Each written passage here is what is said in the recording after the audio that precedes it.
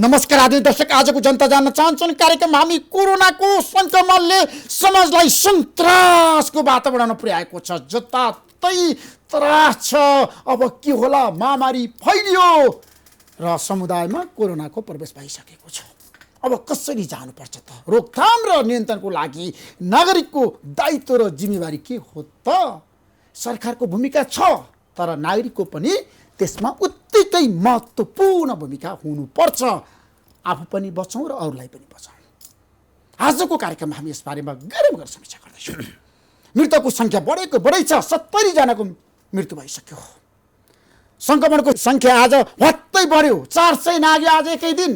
लकडाउनको अन्त्यपछि किन यस्तो भयो त? के कारणले हामी कहाँ चुक्यौँ? हाम्रा कमी कमजोरी कहाँ छ? आज हामी यसबारे पनि विशेष रूपमा चर्चा गर्दैछौँ। जताततै निषेधाज्ञा जारी छ। सरकारी सेवा ठप्प हुने भनेर सबै जिल्ला प्रशासन कार्यालयले सूचनाहरू जारी गर्न थालिसके। काठमाडौँ उपत्यकामा पनि अब सरकारी सेवा ठप्प पार्ने निर्णय भएको छ। यो अवस्थामा अब हामी कसरी अगाडि बढ्नुपर्छ? नेपाल कसरी अगाडि बढ्नुपर्छ? हामीसँग धेरै समस्याहरू छ। त्यो समस्याको समाधान गर्न सरकारले के गर्नु पर्ला त? आइसियु छैन, भेन्टिलेटर छैन, अस्पताल छैन, कहाँ उपचार गर्ने? बिरामीहरू छटपटाइरहेका छन्। यो अवस्थामा सरकारले कस्तो किसिमको नयाँ रणनीति ल्याउनु पर्ला त? अब कसरी अगाडि बढ्नु पर्ला त? आजको कार्यक्रममा हामी यसबारेमा गएर समीक्षा गर्दैछौँ। तर तपाईँहरू सबैलाई थाहा छ, नेपाल कम्युनिस्ट पार्टीभित्र झगडा छ, नेपाली कङ्ग्रेसमा झगडा छ। नेताहरू आफ्नै गुटमा मस्त छन्। देशमा जनताहरू समस्यामा छन्। नेताहरू पदको लागि शक्ति सङ्घर्षमा लागेका छन्। आजको त्यो आवश्यकता हो? जनताहरूको समस्या समाधान गर्न छोडेर जनता अल्पत्र परिरहेछन्, पीडामा छन्, अनि नेताहरू चाहिँ झगडा गरिरहने। बालुवाटारमा गुटको बैठक, खुमलटारमा गुटको बैठक, कोटेश्वरमा गुटको बैठक, बुढानीलकण्ठमा गुटको बैठक, अनि Congress party, Nepal communist party, सबै पोलिटिकल पार्टी द्वन्द्व र विवादमा छ। आजको कार्यक्रम हामी यसबारेमा पनि विशेष रूपमा चर्चा गर्दैछौँ। केही समयको विश्रामपछि म पुनः आउनेछु। प्रतीक्षा गर्नुहोस्। आज हाम्रो बिचमा एउटा विशेष वक्ता हुनुहुन्छ। तपाईँहरू सबैले हेर्नुपर्ने अन्तर्वार्ता आजको जनता जान्न चाहन्छन् कार्यक्रममा म केही समयपछि प्रस्तुत गर्दैछु।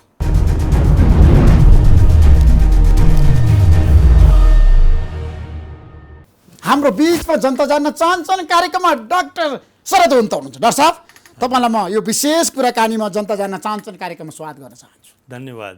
नमस्ते। अब हाम्रो देशमा कोरोनाको महामारी आयो। हजुर। सङ्क्रमण समुदायमा गइसक्यो। नागरिकको दायित्व र जिम्मेवारी के हो? नागरिकको दायित्व र जिम्मेवारी धेरै छन् है। म एउटा कुरा के स्पष्ट पार्न चाहन्छु भने नागरिकको दायित्व र जिम्मेवारीको कुरा गर्दाखेरि हामीले राज्य र सरकारको दायित्वको जिम्मेवारीलाई पन्छाउन खोजेको होइन। यो कुरा हामी बहुत स्पष्ट हुनुपर्छ। र नागरिकको दायित्व र जिम्मेवारी वहन गर्नको लागि राज्यले सहजकर्ताको भूमिका पनि खेलिदिनुपर्छ र नागरिकलाई दायित्व निर्वाह गर्नको लागि आवश्यक वातावरण पनि बनाइदिनुपर्छ। खोइ त वातावरण भनेको, खोइ त जनचेतनामूलक कार्यक्रम। त्यसकारण अब यो वातावरण बनिरहेको छ कि छैन यसको बारेमा हामी पछि कुरा गरौँला। तर यतिखेर यो नागरिक दायित्व भनेको के हो यसलाई बुझ्न चाहिँ जरुरी छ जस्तो लाग्छ मलाई है। मैले चाहिँ यहाँ के कुरा राख्न चाहन्छु म चाहिँ भने नागरिक दायित्वको चाहिँ केही पाटाहरू छन्, त्यसका चाहिँ केही पक्षहरू छन्। ती पक्षहरूको बारेमा हामी स्पष्ट हुनु बहुत जरुरी छ। पहिलो कुरो चाहिँ नागरिक भनेर हामीले कसलाई भनिरहेका छौँ त्यो बुझ्नु जरुरी छ। नागरिक भनेको खालि आम जनताको कुराहरू र त्यो सर्वसाधारणको कुराहरू मात्रै होइन। नागरिक भन्ने बित्तिकै यहाँनिर ती सर्वसाधारण सँगसँगै पेसागत समूहहरू हुन सक्छन्, व्यवसायीहरू हुन सक्छन्, कानुनविदहरू हुन सक्छन्, अर्थशास्त्रीहरू हुन सक्छन्। त्यो सबै चिजहरूको जुन एउटा चाहिँ सम्मिश्रणलाई चाहिँ मैले चाहिँ एउटा चाहिँ नागरिक भनेर बुझिरहेको छु। र म चाहिँ सुरुमै के कुरा राख्न चाहन्छु भने नागरिक दायित्वको पहिलो बुन्दा भनेको नागरिक आफू सुरक्षित हुनको लागि आफूले आफूलाई चाहिँ त्यो व्यवहारमा चाहिँ ढाल्ने। त्यसो भए नागरिक सुरक्षित हुनको लागि के गर्नुपर्छ? 1 2 3 अब कोरोनाबाट बच्नु छ, हजुर, अरूलाई पनि बचाउनु छ। हजुर। त्यसलाई नागरिकको पहिलो दायित्व के हो? अब नागरिकको चाहिँ यो हामीले धेरै पटक दोहोऱ्याइसकेका छौँ, धेरै पटक तर आज भनिसकेका जनता छौँ। आज चाहिँ म स्पष्टमा खालि बताइदिनु, नयाँ कुरा छोटकरीमा चाहिँ समरीमा नयाँ कुरा भन्दा पनि वास्तवमा नागरिकले चाहिँ यो सङ्क्रमणबाट बच्नको लागि गर्नुपर्ने 2-3टा कुराहरू मात्रै छन् मोटामोटी रूपमा। सबभन्दा पहिलो कुरो, नागरिकले चाहिँ आफ्नो गतिविधिहरूलाई सम्भव भएसम्म सीमित राख्ने र भौतिक दूरीलाई चाहिँ निर्वाह गर्ने। किनभने भौतिक दूरी सबैभन्दा बढी चाहिँ जरुरी छ निर्वाह गर्नको लागि, सङ्क्रमणको त्यो चेनलाई चाहिँ तोड्नको लागि। त्यस पछाडि यो हामीलाई थाहा छ यो सङ्क्रमण के अरे श्वास प्रश्वासबाट चाहिँ सङ्क्रमित हुन्छ। त्यसले गर्दाखेरि त्यसबाट बच्नको लागि हामीले मास्कको प्रयोजन गर्ने, सही रूपमा चाहिँ मास्कको प्रयोग गर्ने। र तेस्रो भनेको चाहिँ हाम्रो सरसफाइको चाहिँ प्रावधानलाई चाहिँ असाध्यै सही ढङ्गबाट र इमान्दारिताका साथ चाहिँ आफ्नो सरसफाइमा ध्यान दिने।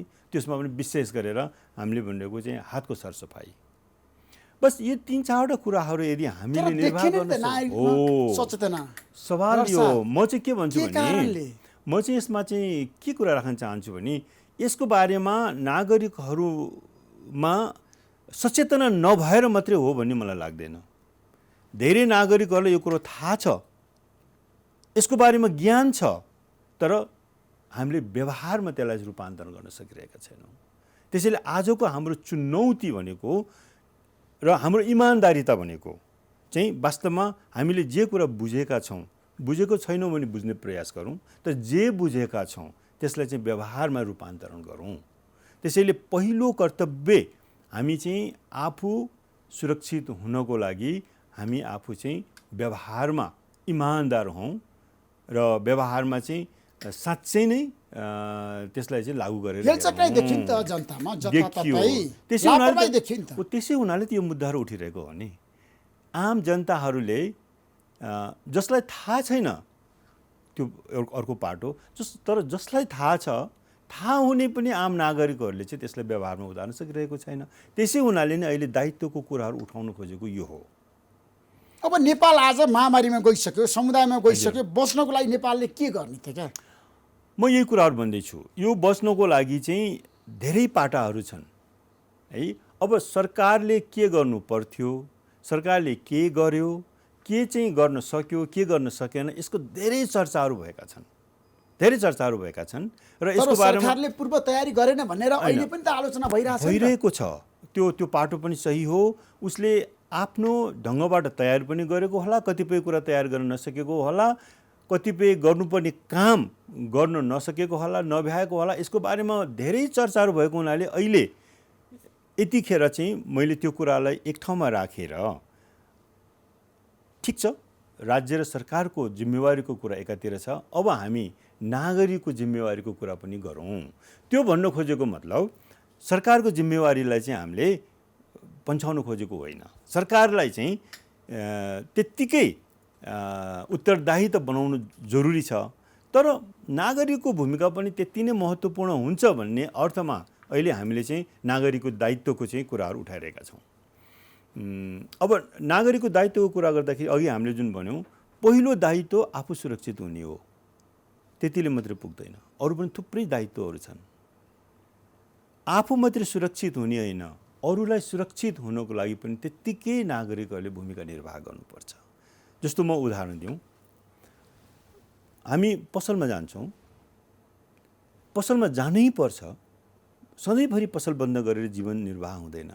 पसलमा जानुपर्छ, तर पसलमा जाँदाखेरि पनि त्यहाँ सुरक्षाको प्रावधानहरू छन्। त्यहाँ पनि हामीले आफू सुरक्षित हुने थुप्रै चाहिँ प्रावधानलाई चाहिँ हामीले चाहिँ उपयोग गर्न सक्छौँ।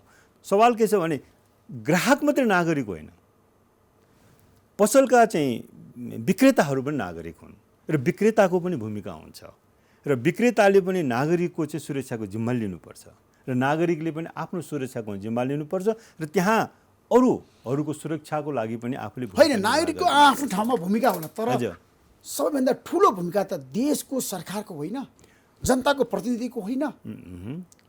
आज सरकार चाहिँ त्यसबाट भाग्ने अनि हामीले नागरिकलाई मात्रै दोष दिइरहने होइन। मैले दोष दिन खोजिरहेको होइन र त्यहाँ भाग्न पाइन्छ भन्न खोजेको पनि होइन। सरकारले त गम्भीर र संवेदनशील भएर कदम चाल्नु पर्दैन। यो कुरालाई हामीले नकारिरहेको नागरिकको छैनौँ। जीवन रक्षा गर्नु पर्दैन? अब म यहाँनिर आउँछु। सरकारको दायित्वलाई हामीले यहाँनिर के अरे एकदमै यो अन्डर एस्टिमेट गरेको होइन र सरकारको दायित्वलाई हामीले यहाँ यतिखेर के अरे गर्न खोजेको पनि होइन कि मतलब त्यो दायित्व निर्वाह नगरे पनि हुन्छ भनेर भन्न खोजेको पनि होइन। मात्र भन्नु खोजेको के हो भने नागरिकको दायित्वलाई हामीले धेरै चर्चामा ल्याएनौँ।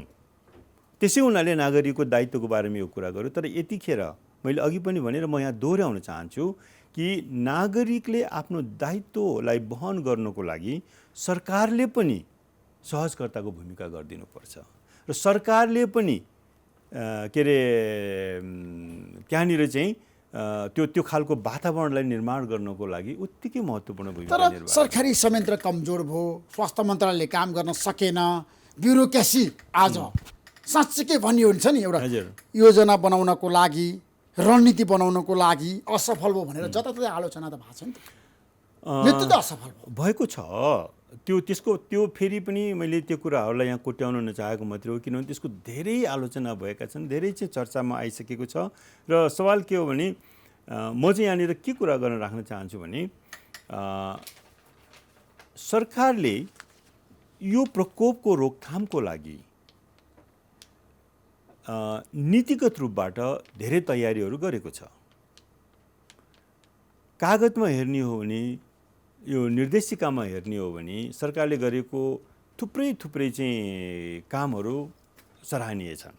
तर हाम्रो समस्या चाहिँ के हो भने त्यसरी बनाइएका निर्देशिकाहरू, त्यसरी बनाइएका योजनाहरू, त्यसरी बनाइएका चाहिँ कार्यक्रमहरू चाहिँ सही रूपमा कार्यान्वयन हुन सकेको छैन र सही रूपमा यथार्थमा ती योजनाहरू चाहिँ अनुवाद हुन सकेका छैनन्। हाम्रो समस्या चाहिँ त्यो हो।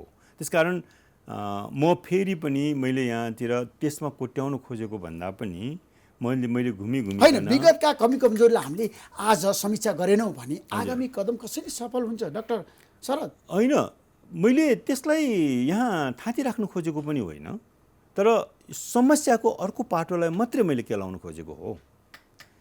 त्यो पाटोलाई हामीले केलाउनै पर्छ, त्यसको हामीले मूल्याङ्कन गर्नै पर्छ, सरकारको भूमिकाको चाहिँ विश्लेषण गर्नै पर्छ र जहाँ जहाँ कमजोरीहरू छ त्यसलाई कोट्याउनै पर्छ।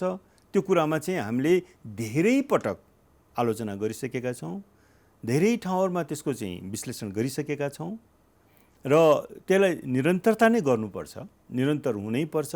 र त्यो सँगसँगैको पाटो के हो भने मैले भन्न खोजेको चाहिँ यो राज्यको भूमिकाले मात्रै यो समस्याको हल हुँदैन। राज्यको भूमिका सँगसँगै यहाँ अरू पनि थुप्रै चाहिँ यसका चाहिँ के अरे पात्रहरू छन् जसको भूमिका त्यत्तिकै महत्त्वपूर्ण छ र अहिले त्यो पाटोमा हामीले चाहिँ धेरै चर्चा नगरेको हुनाले, त्यो पाटोमा हामीले धेरै विश्लेषण नगरेको हुनाले चाहिँ अहिले हामीले त्यो कुरालाई पनि कोट्याउनलाई जरुरी ठानेर प्रसङ्ग होइन। प्रधानमन्त्रीले तपाईँहरूलाई बोलाउनु भयो होइन, परामर्श गर्नुभयो, छलफल गर्नुभयो, त्यहाँ पनि धेरै किसिमको मतहरू आए डाक्टर साहब। हो, कतिपयले भने कर्फ्यू लगाउनुपर्छ, लकडाउन गर्नुपर्छ, लकडाउनको विकल्प छैन भने, कतिपयले होइन हामीले लकडाउन नलगाइकन जानुपर्छ भनेर भनिरहेको छ। अहिलेको अवस्थामा अब समस्याको समाधान लकडाउन नै हो त? मेरो व्यक्तिगत धारणा सोध्नुहुन्छ भने लकडाउन मात्रै समस्याको हल होइन।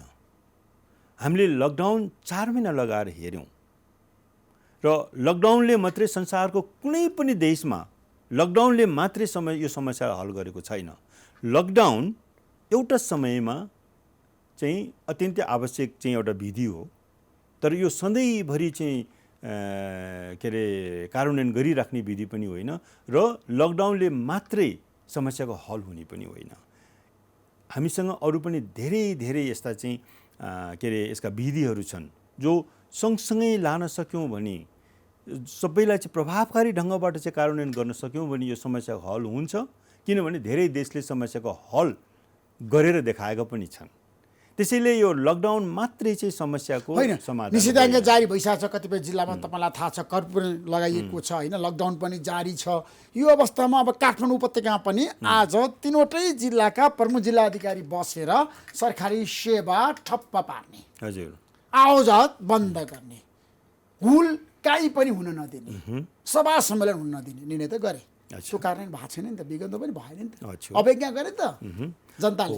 त्यसैले अब यो चाहिँ अब प्रशासनिक रूपबाट गरिएको निर्णयहरू को सायद धेरै विस्तृत विवरणहरू त अहिले पनि बाहिर आइसकेको छैन र यो कार्यान्वयन गर्ने विधिहरू पनि अहिले बाहिर आइसकेको छैन। त्यसकारण यसको बारेमा त सायद अहिले केही भन्नु अलि चाँडो नै हुन्छ होला। तर फेरि पनि ठिक छ, यो भिडभाडलाई चाहिँ हामीले बन्देज गर्ने भन्ने कुराहरूको म उदाहरण दिन्छु। यो गर्नुपर्छ, यो हिजो पनि गर्नुपर्थ्यो र आज पनि यो गर्नुपर्छ। तर सवाल के छ भने यो गर्नुपर्छ भनेर नीति मात्रै बनाएर हुँदैन। त्यो गर्नको लागि हेर्नुहोस्, पहिलो कुरो चाहिँ एउटा राज्यको एउटा दायित्व छ। राज्य भन्दाखेरि मैले चाहिँ यो के अरे अथोरिटीको कुरा गर्दैछु भने त्यो सँगसँगै भिडभाडमा चाहिँ सहभागी हुने त आखिर जनता हो नि त, नागरिक हो नि। नागरिकको पनि दायित्व छ। यसै हुनाले पनि नागरिक र जनताको बिचको चाहिँ यो सहकार्यको हामीले प्रसङ्ग उठाउन खोजेको हो। यदि नागरिकको थाप्लोमा मात्रै छोडिदियो भने पनि त्यो कार्यान्वयन हुँदैन र त्यो चाहिँ खालि सरकारको मात्रै जिम्मेवारी भनेर चाहिँ हामीले सरकारलाई मात्रै टोकिरह्यौँ भने पनि त्यसबाट पनि त्यो कार्यान्वयन हुँदैन। यो दुवै पक्ष चाहिँ त्यत्तिकै इमान्दार हुनुपर्छ यो मामिलामा। त्यसकारण जस्तो थुप्रै कुराहरू छन्, यो जस्तो के अरे यो अहिले भिडभाडको कुरा उठिरहेको हुनाले हामीले चाहिँ सरकारले के अरे एउटा निश्चित सङ्ख्याभन्दा बढीकोलाई चाहिँ गोष्ठी हुन नदिने भनेर योजना बनायो। तर भयो त भयो, हो भयो, भइरहेको छ। त्यो नहुनुको पछाडि सरकार पनि जिम्मेवार छ, त्यो नहुनुको पछाडि नागरिक पनि जिम्मेवार छ। नागरिक भन्नाले जो यस्ता चाहिँ मिटिङहरूको आयोजना गर्छन् त्यो आयोजकहरू पनि जिम्मेवारी छ।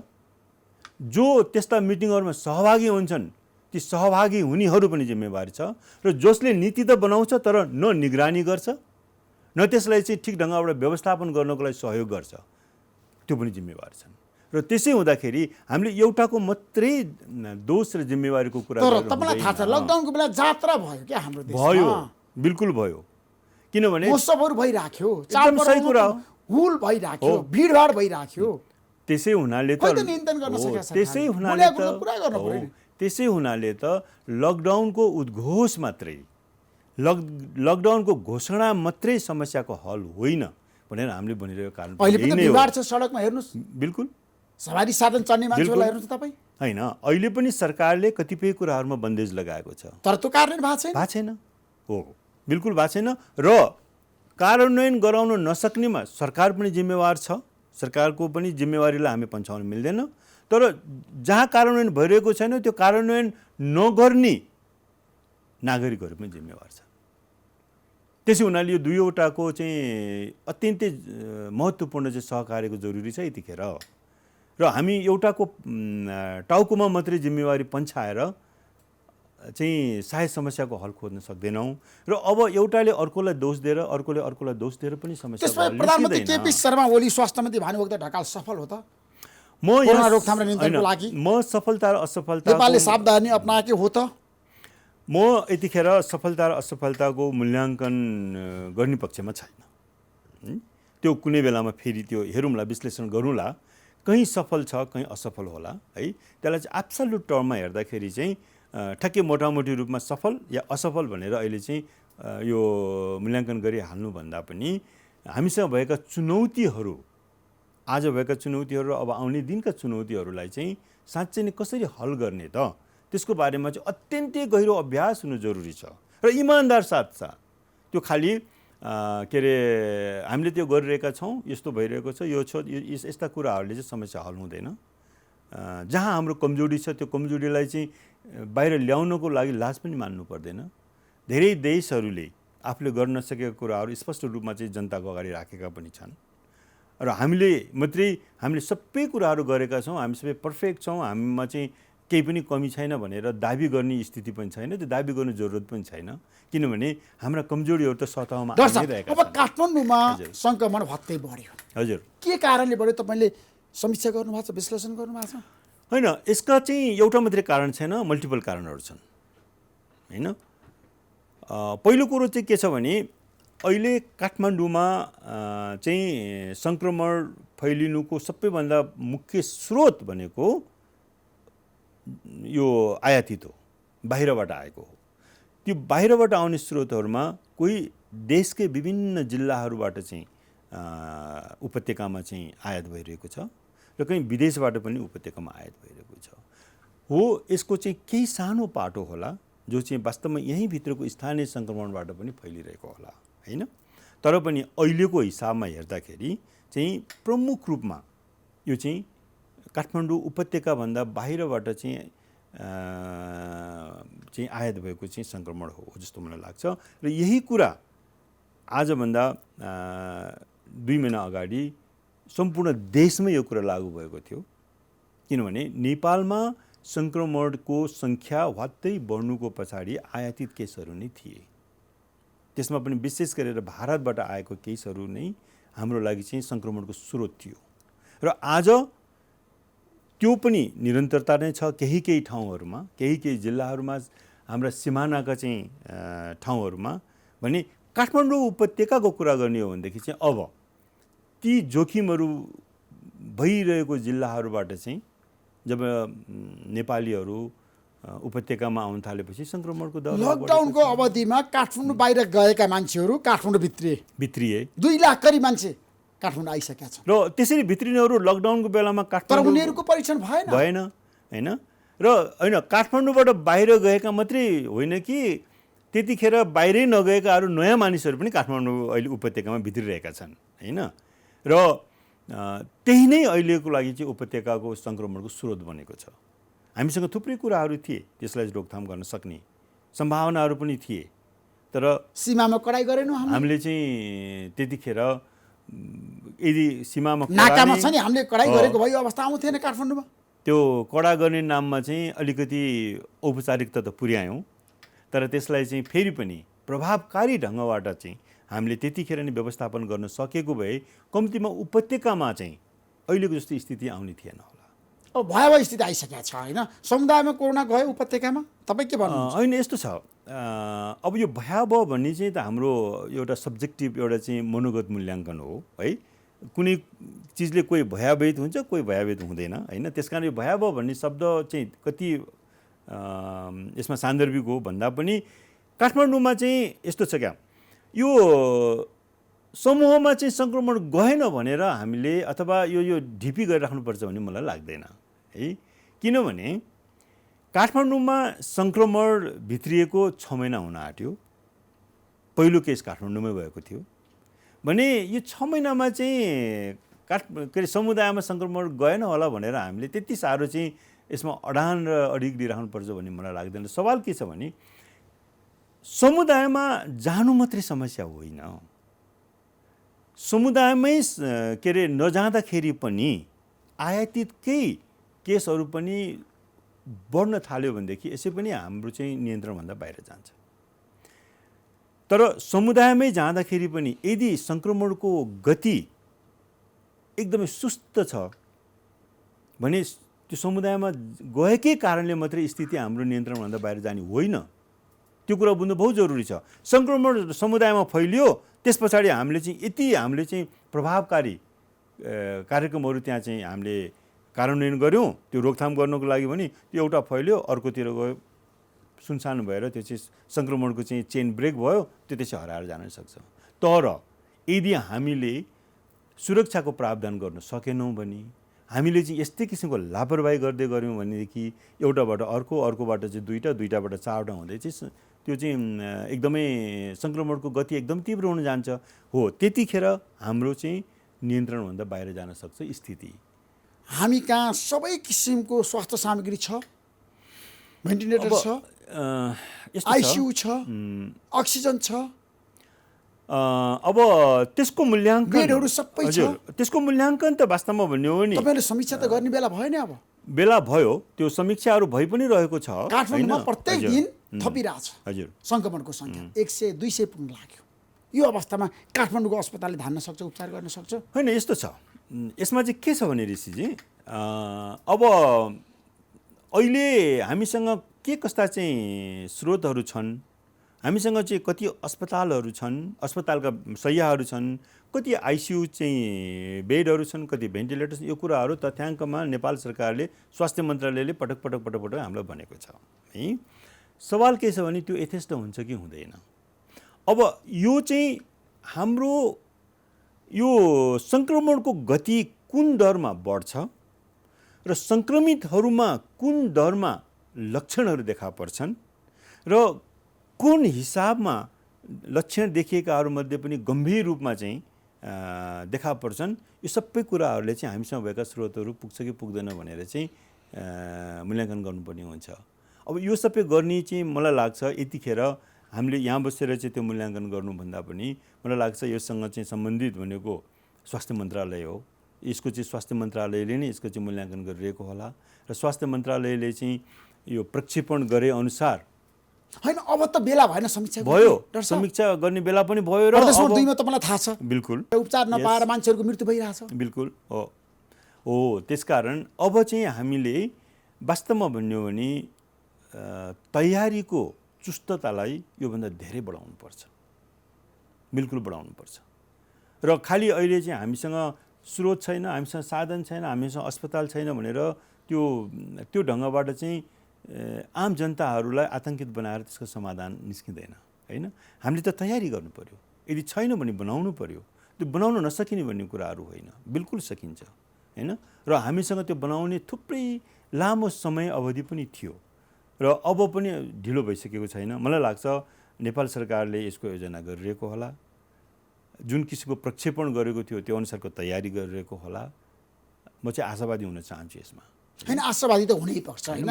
हामीले अहिलेको अवस्थामा सबै शक्तिलाई एक बनाएर लानुको विकल्प छैन, एकदमै बिल्कुल। सबै पोलिटिकल पार्टी पनि एक हुनुपर्छ, जनता एक हुनुपर्छ यो महामारीमा लड्नको लागि।